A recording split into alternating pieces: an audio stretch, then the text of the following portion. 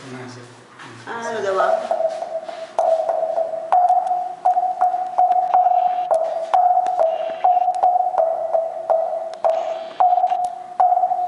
Son muy padres.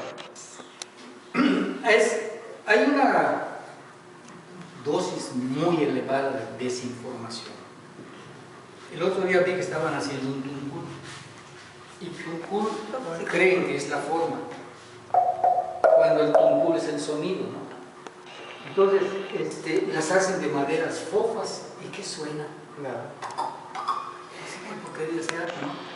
Y digo, qué falta de información, si esto sí hay información. Estoy grabando. Pero eso es donde, aquí lo hizo. Este es mi trabajo.